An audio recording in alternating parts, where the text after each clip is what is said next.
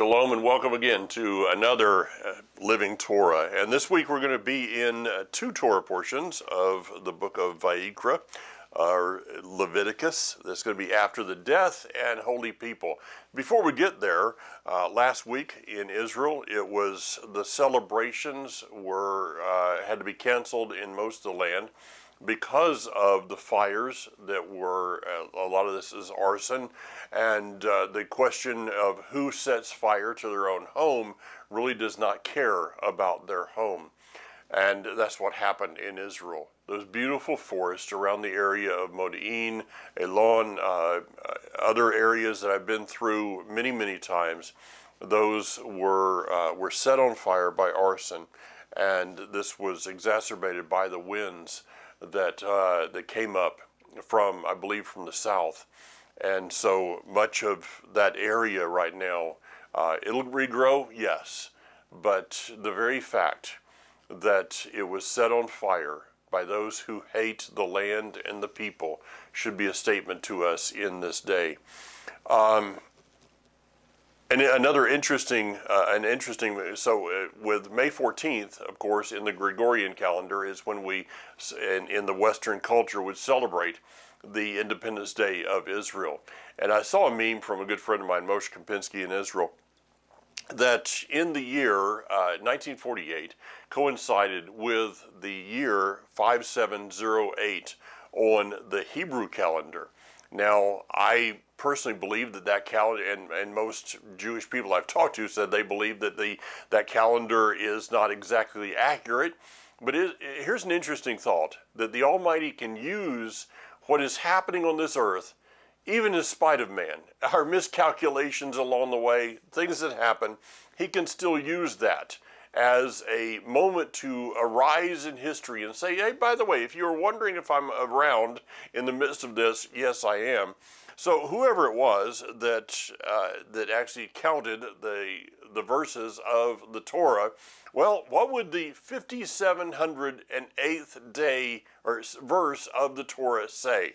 Well, to that we would go to the book of Deuteronomy chapter 30 and verse 5. It says, Yud-He-Vav-He, your Elohim, will bring you back into the land your ancestors possessed, and you will possess it. He will make you prosper there, and you will become more numerous than your ancestors. That's the verse that coincided with the year, which was 1948 on the Gregorian calendar, the year 5708 on the Hillel calendar. Today we have this amazing opportunity, and I want to talk just a few moments. I'm going to be doing a recording with Barry and of course with Hanok regarding the Connect to Israel tour, but we have the dates. The dates are set. It is October 19th through the 31st. Yes, I do have a few slots available still for that tour. You can go to connecttoisrael.org. I just received an email or a message from Hanok a few minutes ago. He's with a tour up in the Galilee region, and they are the only group that he has seen up in Capernaum, and that northern region of the Galilee. Once again, I say it like this. It is not just that you need to see Israel, but Israel needs to see you. And I wish that I could figure out a way to have people that would give to a fund. I'd be glad to open a different account for this, a fund in which we could use that money to send people, young people, families that need help in the expenses of going to Israel, to the land. I think it would define their lives in such an amazing way. We have in this ministry, we have our own ministry expenses. We have an account for Israel. Specifically, I can't take money that is given to the needs of Israel to use for this, but it would be amazing to have another project that if somebody needed the help, we could do that. So maybe that's, maybe you just received an inheritance or whatever, and you want to be a part of that. I'd be glad to give you some information on it. connecttoisrael.org. All right, let's get into this week's Torah portion. One more thing, in next month, in the month of June, I will have the honor of going up to Camp Mashiach in Whittier, North Carolina, just a little bit up the road from me. And probably 200 plus young people will be there, and I'm going to be one of the speakers. I will be kind of the floating counselor of the camp. I said I'd be glad to be the grandfather person there. So they honor me by giving me that position. And so I'm looking forward to that. I appreciate your prayers for myself, for Steve Motria, and for others that will be sharing during that time, that we could have an impact on these young people's lives. All right.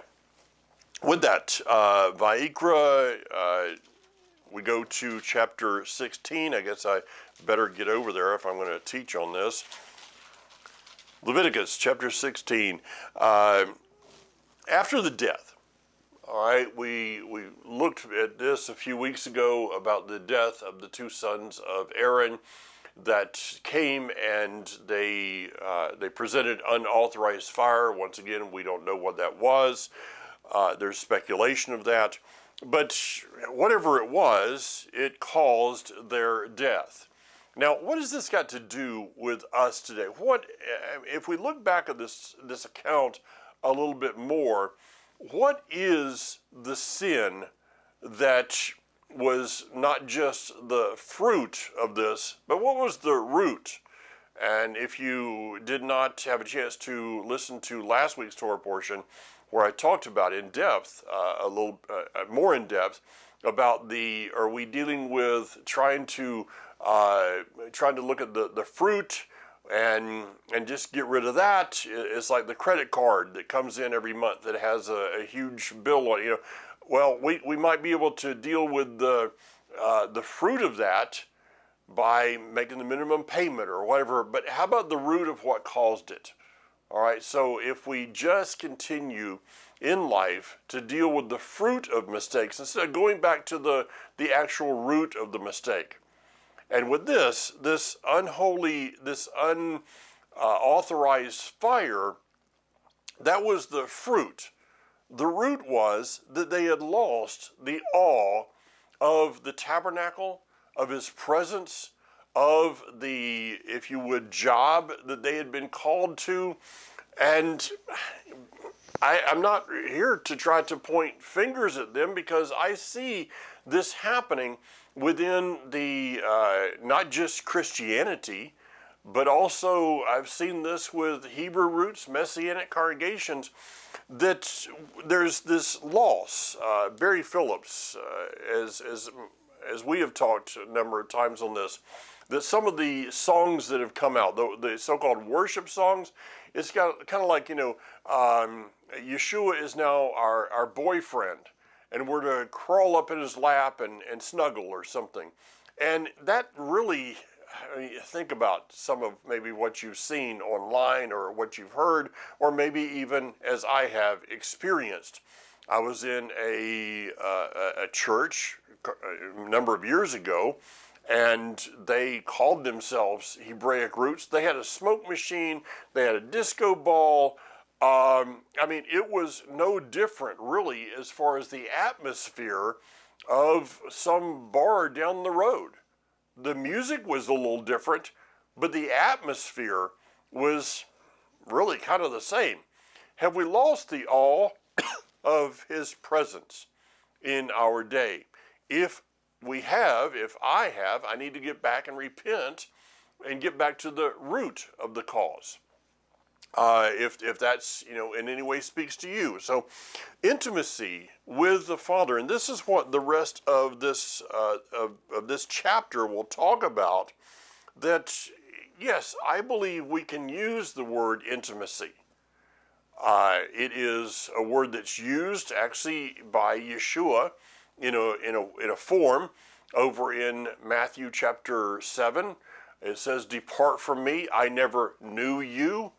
And that word that's translated "knew" is the same word that Joseph did not have relations with his wife, Yosef, did not have relationships with Miriam until after Yeshua was born. So it is the same thing. Having a concept of intimacy with our Creator is not a perverted word. I mean, in our culture, it seems like every conversation that you hear out there, whether it be talk radio, there's talk radio hosts right now that I can't even listen to. It is in a way audio pornography of what they are portraying or what they're spooning out in the auspice of this is the news of our day. To me, it's abhorrible. I just, it's like I don't have any place in my life that I want that to be a part of my life. But this thing of intimacy, there is a place of holiness in intimacy.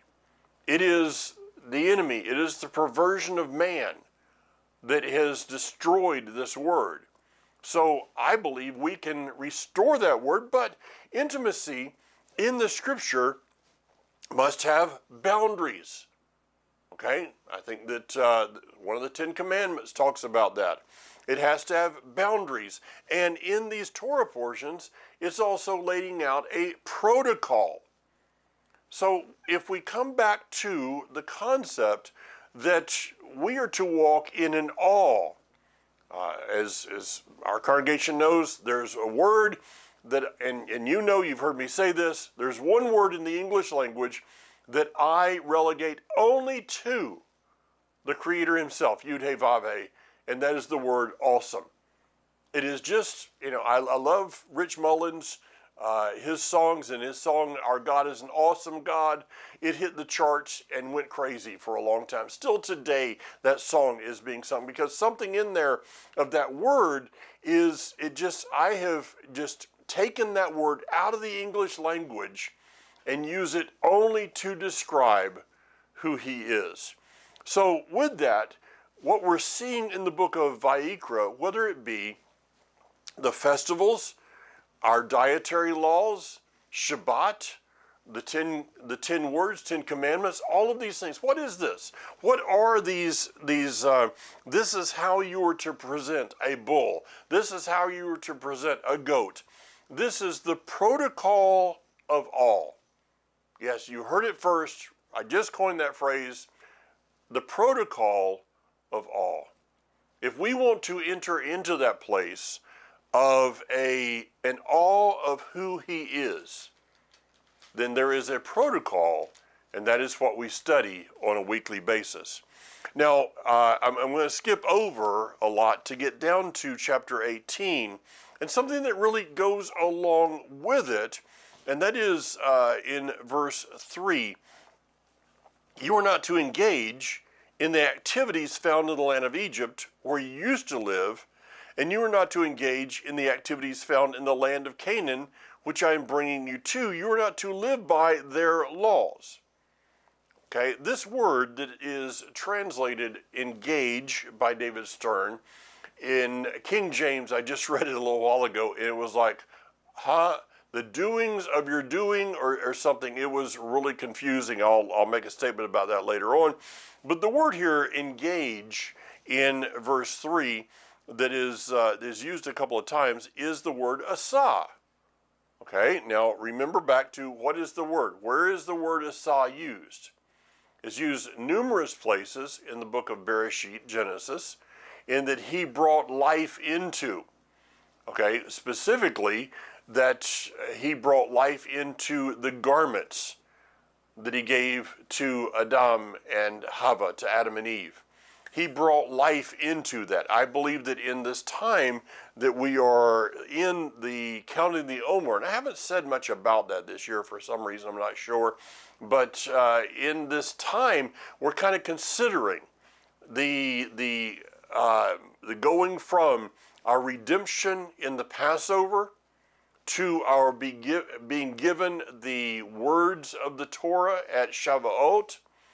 And the words of the Torah is so that we don't go back to and start eating of the wrong tree.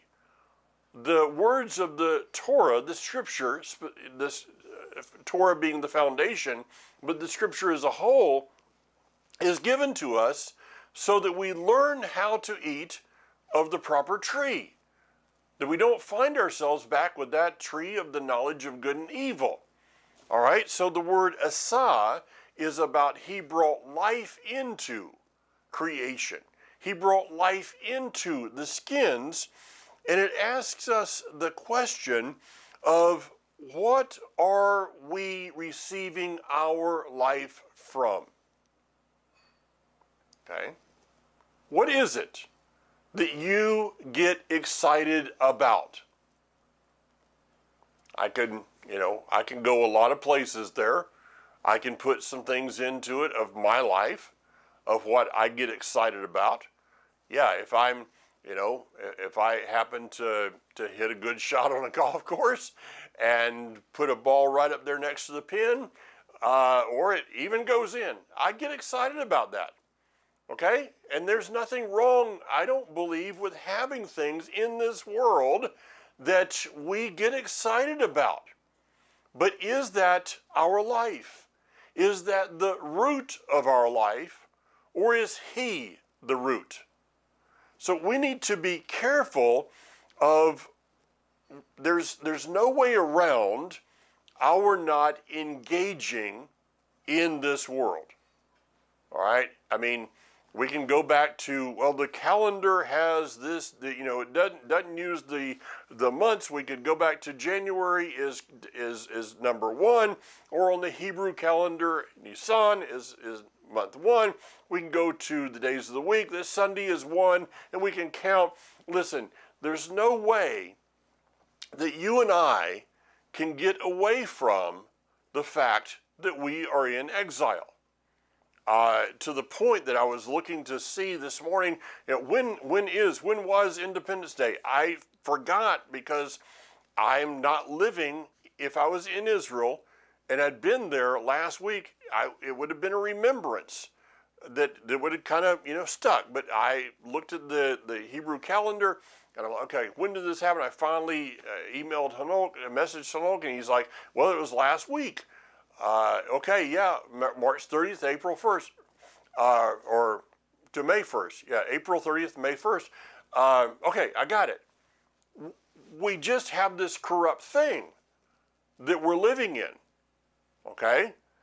But are we getting our life from that corrupt thing? Or are we trying to the best of our ability in this life, in this place of exile, to still receive our life from the tree of life and not from the tree of the knowledge of good and evil? Now, it does say, at least in David Stern's translation, you are not to live by their laws. All right? Well, if you're driving down the road and you're speeding and you get pulled over, and the officer comes to your window and says, ma'am, sir, you were speeding, I'm not going to suggest that you quote Marcion and Constantine and church fathers and say, well, the law is done away with. I'm also not going to suggest that you quote this verse, because you're probably going to get a ticket for speeding and for being stupid. I don't know how the officer is going to find that ticket for stupid. In our society, I'm thinking that he's probably out of them by like the end of his, the first hour of his shift every day, if he's actually giving those out. But what does the word mean to us? The word here of you're not to live by is not the word asa, but it's a word that we could, if we look at it a little bit, one root down, it's like a prescription. All right? You're not to walk in the prescriptions that they are giving you. One of the things that I find appalling in our society is that we are, and I know that probably the Kennedy is probably going to work on this at some point in time. But the fact that there are prescription drugs that are on commercials in the United States. There's only one other country, I believe it's Australia, that, correct me if I'm wrong on that one, that actually allows prescription medications to be advertised on television. And if they cloak them in people doing these wonderful things and having a party, and at the very moment that they're telling you that if you have suicidal thoughts or infections Kathy and I were watching something the other night, and one of these commercials came on, and it's like, did anybody ever does anybody hear that? And then you would go to your doctor and say, I want that. Okay, that's the prescriptions of the world. Are we going to walk in things in our lives? I'm not talking about health-wise right now, but if that fits, okay.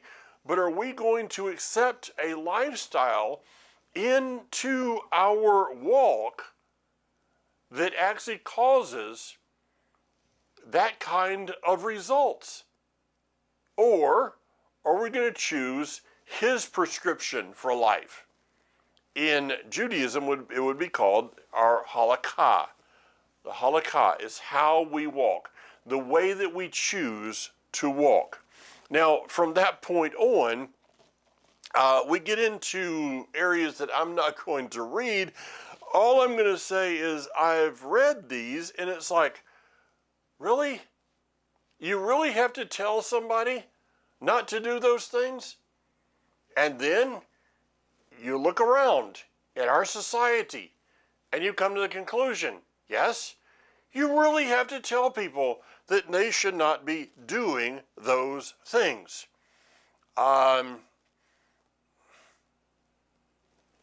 Moving on from that, I'll go down to verse 21. You're not to let your children be sacrificed to Molech. Well, probably none of us are going out there and, sacrificing our children to Molech. But how many people have done something in a way of sacrificing their children to things that are not biblical?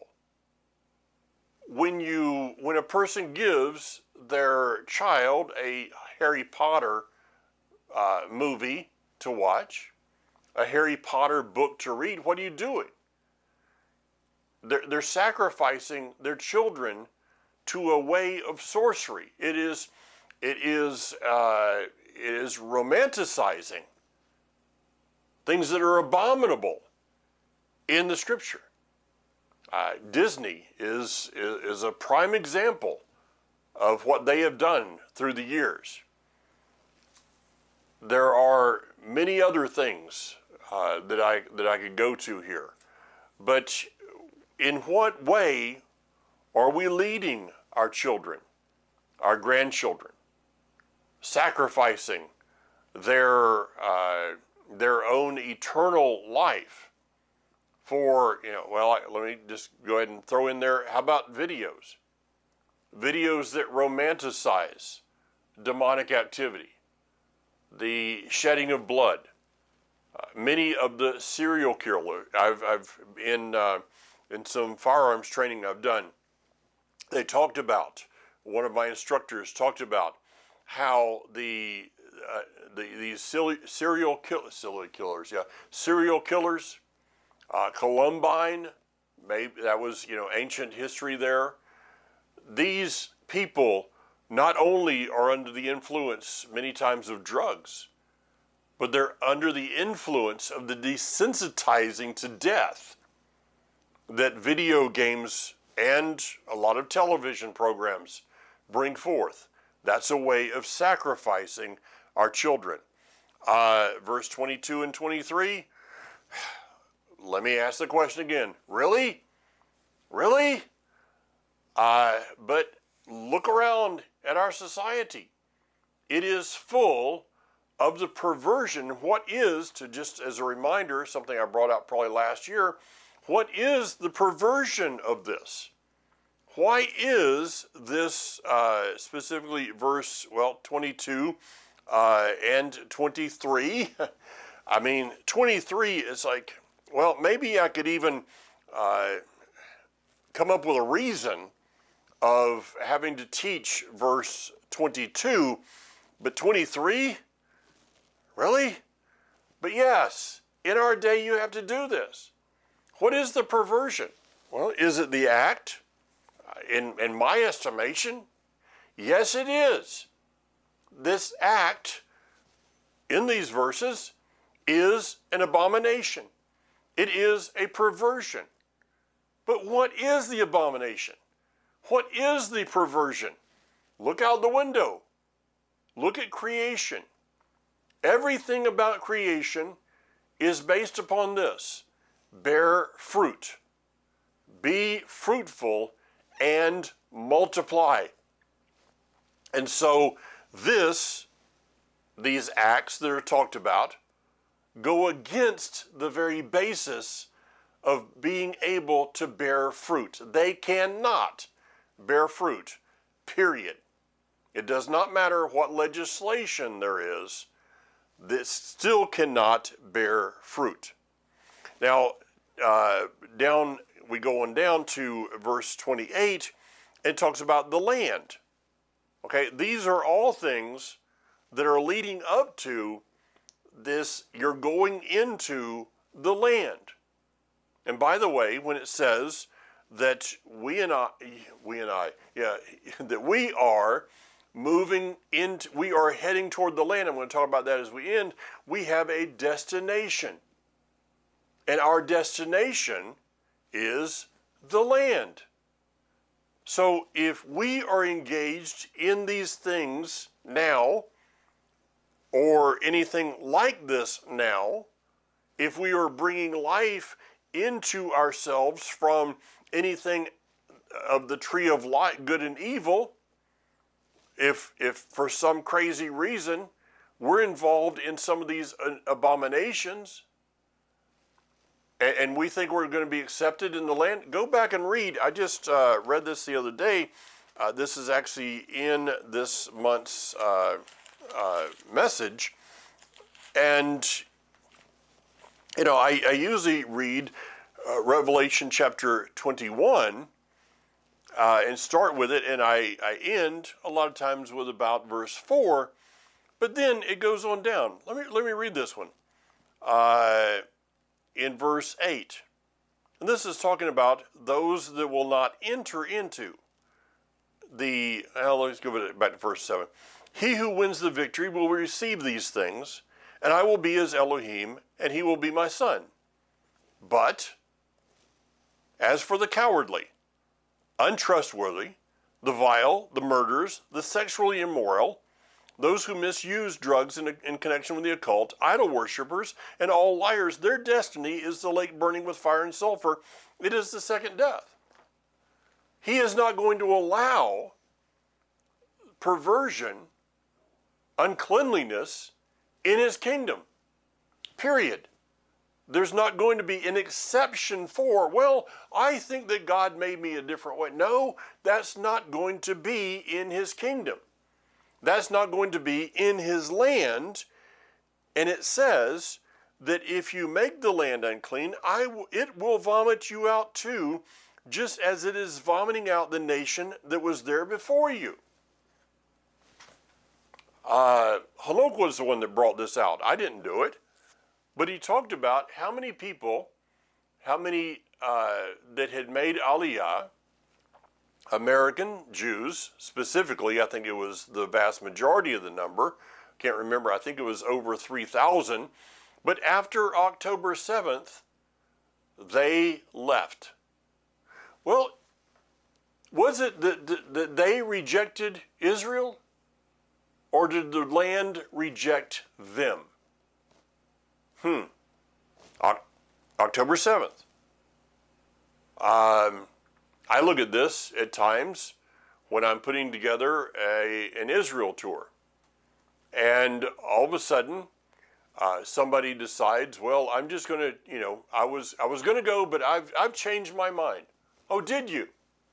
Did you really know? Was it that you rejected? And this is a person, let's say, that that has the financial means to go. They have the time off at work, or they're retired, whatever. There's no earthly realm reason that they would not be able to go. Their health is okay. And then they just come up with this idea. Well, I was planning to go, but now I just don't think I'm going to. Did they reject the land, or did the land reject them? I know a person a number of years ago, a family years ago, they were going to go to Israel, decided, no, we're not going to go to Israel, we're going to go to Hawaii. They're divorced. Did the land, I'm not being judgmental here, but I ask the question, did they reject the land, or did the land reject them? I can't answer that question. What I know is this, that if we think for a moment that we're going to be able to enter into his kingdom and then bring the baggage of uncleanliness with us, is this the essence of Isaiah chapter 66? The end of it? Read those verses and you'll understand what I'm talking about. Now, chapter 19 is, I could say, common sense, but, common sense is, well, I was at Walmart the other day. I was at Lowe's the other day. Common sense, to me, is almost extinct. It's really getting very difficult to find. And these are things that just basically tell us how to live our lives. It is, in a summary, every one of these things could be taken back to the 10 words, the 10 commandments. But let's bring out just a couple of them. Verse 14, do not speak a curse against a deaf person. Okay? Don't speak a curse against a deaf person. Why? Because they can't hear.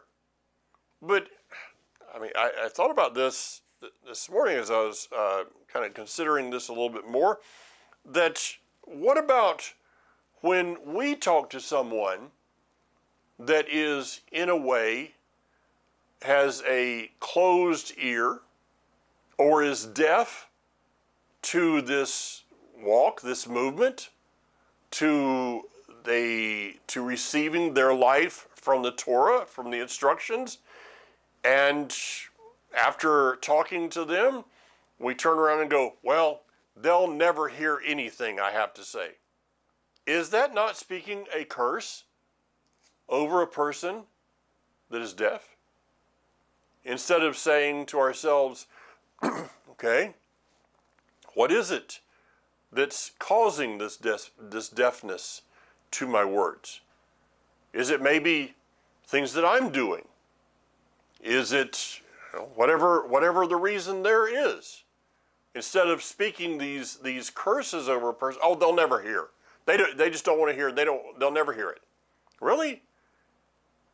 Then don't be surprised. We shouldn't be surprised when it come back to them and they're still not hearing. Because maybe it's our words that have now deafened them. Or it says, don't place an obstacle in the way of a blind person. Rather fear your Elohim, I am Yud-Heh-Vav-Heh. I have to ask myself as I do more times than I'm going to tell you about, am I being the obstacle? Am I, are you, are we the obstacle? Because of what? Maybe it's compromise. Our very lifestyle is, well, we do this over here, but when we go to Mama's house, it's okay to eat everything. That's putting an obstacle into somebody's life. Well, I'm gonna do this, but then I'm gonna do this. Compromise. Not being committed to what we believe or what we say we believe. This is a way we can put an obstacle in front of a person who has been for whatever reason, is blind to his word, and now we become the reason that their eyes are not opened. Yeah, I know. I could have just gone by that one also and not brought it up. Okay, verse 28. Don't cut gashes in your flesh when someone dies. What is this? What is this about? We see this happening in our society today.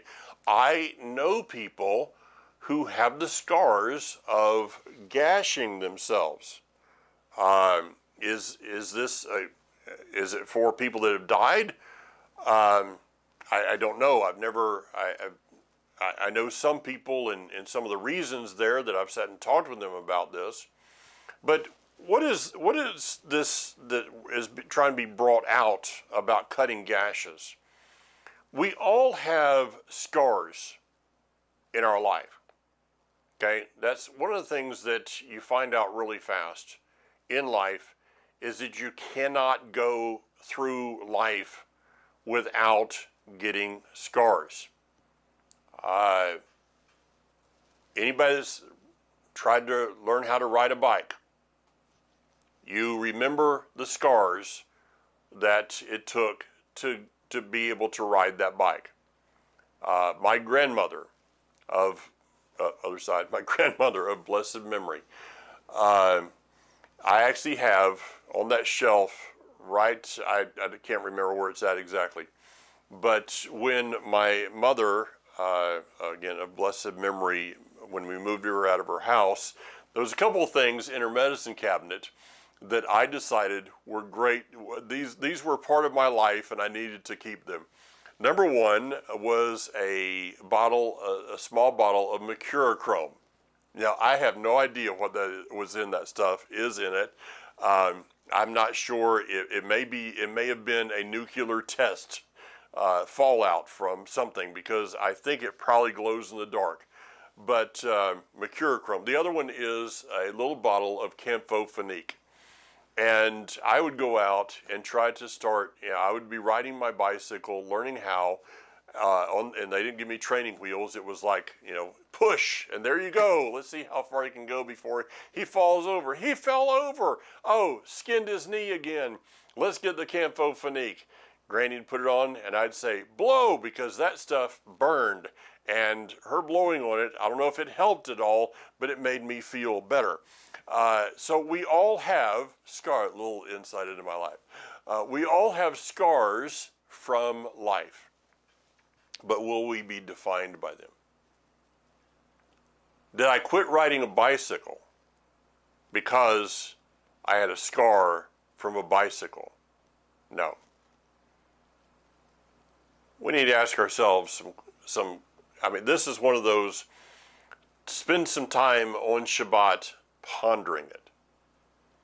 What scars in our lives are we still being defined by? Someone, a spouse, a friend, says a word, a gesture. It's been through the last years, it's that word triggered. I can't stand that word. Well, that triggered me. Okay, whatever. What they're basically saying, I'm not going to say you, but what they're basically saying is this, that I have scars of my life, in my life, that are causing me to not live my life.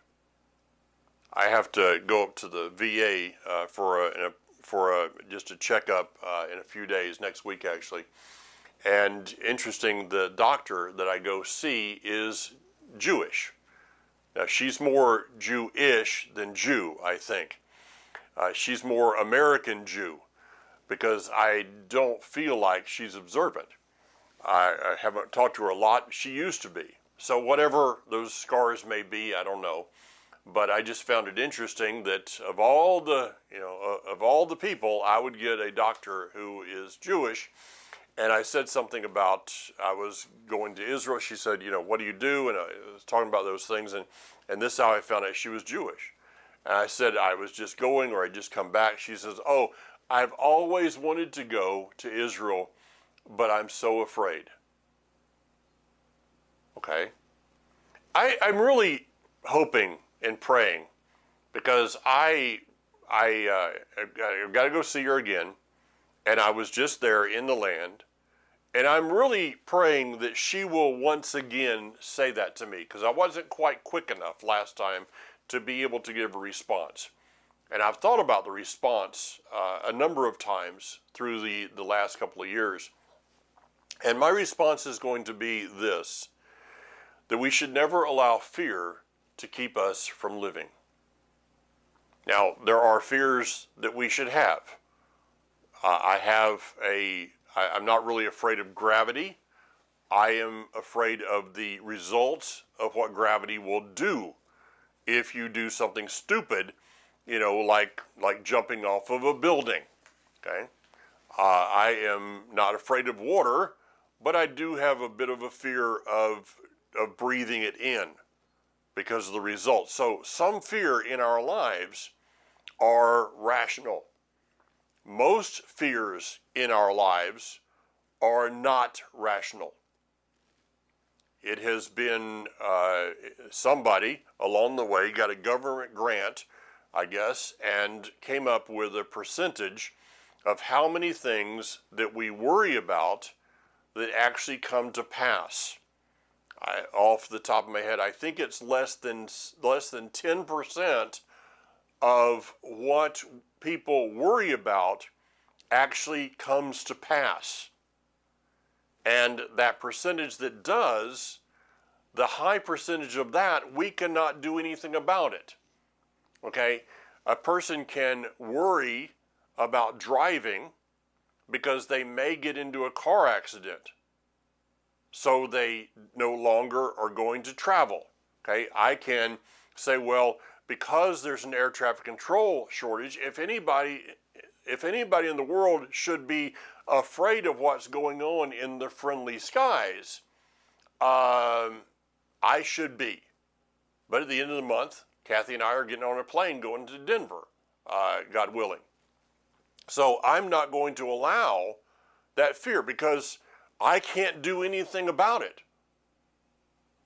If that plane goes down, I can't do anything about that. I don't know how to fly a jet. I can fly a small plane. I can take off. I've done that. I can fly them around. I've done that. I've never landed one, and I've heard that's important. So there's things that I can worry about. Why I can't change it? And this is why Yeshua says, take no thought for tomorrow. He says, fear not, little flock. If we really look at it, fear is a sin. And so people that have, I wasn't planning on spending as much time with this, but maybe somebody needs to hear it. What are we doing? We're defining ourselves by something that happened in our past, something that we dreamed up or had a dream about, and that now defines our very life. So to my doctor, I want to say to her, don't allow fear to keep you from living, which is the essence, in my opinion, of this verse. Now, verse 32 is a favorite one. It's getting more favorite all the time. And it says, stand in the presence of a person with gray hair. Okay, I'm going to practice this with the young people up there at Camp Mashiach. That I'm going to just, whenever I walk around, I'm going to say, stand in the presence, look, okay, and this is real, so this is being scriptural. But if we go to, and had this conversation with someone the other day, if we go to King Jimmy, it says, rise for the hoary-headed or something. All right, I don't know anybody in Vacation Bible School or wherever else that, probably most people sitting in a church pew that have a hoary head don't know what it means to when they read it in Leviticus. Now, I think the word's a little, it has some different connotations in our day, so I'm just thinking that it'd be a good word to kind of remove here. But what's my point? We need to speak in a language that people understand. Uh, I'm not going to judge somebody that's using a King James Bible, but I'm going to question. And if this offends somebody, well, I'm still going to say it, because if we're using a language that people are not familiar with, how are we going to communicate with them? I mean, in church signs, church signs are all about this. I don't think that anybody ever spends the time thinking about what they're putting up. They got it on, church sign of the day or something, .org. And so they just put it up there and didn't think about it. That most people in our society today don't understand church. I had a guy yesterday I was playing golf with, and he's been starting to say, well, Mike's a man of the cloth. I said, I don't even know what that means. Well, I kind of do. But their estimation of me, after all the time that I have known them, is that I wear a collar backwards. And that they know that I don't do Sunday, but they think that, they know I do Saturday. In their estimation, I'm showing up for service in a dress. That's against this Torah portion, folks. But I have to remember that the language that I'm speaking, they don't even understand it. And so if we're speaking a language that is, that they're not understanding, we might as well be speaking Mandarin Chinese or something. We must speak today in a language, and this is very simple. We had this thing years ago called Christianese. Okay, saved, sanctified, all of these words. You've been justified, and all those fides, and a lot of people after a while, because of the revolving door, they didn't know what you were talking about. They didn't know what it meant, but they knew the word. And I would venture to guess that in Messianic Hebrew roots congregations, we're throwing around Hebrew, or Hebrew, Messianicese, whatever that would be. We're throwing around these words. People don't know what it is. That's why I still try to, when I say Vayikra, I still try to say Leviticus. I'm trying to get people familiarized with the language that is going to be, because in chapter 20, verse 24, toward the end of the chapter, it says, "But to you I have said, you will inherit their land. I will give it to you as a possession, a land flowing with milk and honey. I am Yud-Heh-Vav-Heh, who has set you apart for other peoples." So as Zephaniah says, I believe he will restore to us, and is restoring to us today, a pure language. He is purifying the land of Zerat and is preparing us to enter in. So should we not, on this side of our destination, begin to prepare for our destination? Tomorrow, if you're flying, you have to have a real ID or a passport. I chose to just use my passport, or I choose to. But there will be people that show up at the airport tomorrow, mark my words, because there's no common sense. They will show up at the airport with their old ID, thinking that they're going to get on the plane. Not happening. You got to have a real ID. There will be no one that enters into the kingdom without a real ID, without the ticket that is paid for. And those that enter the land should be those of us who have prepared to enter the land. For anybody wanting to fly tomorrow, they should have prepared by getting a real ID. You and I should be preparing ourselves by instituting this book into our lives and living in our real identity, which is in Messiah and the Elohim, the God of Abraham, Isaac, and Jacob. Shabbat Shalom, Shavua Tov. Have a blessed, prosperous week. Bezrat Hashem, God willing. See you again next week. Until then, yeah, be strong.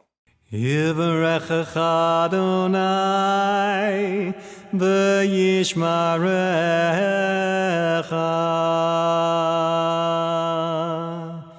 Ya'er Adonai panav elecha v'yichunecha.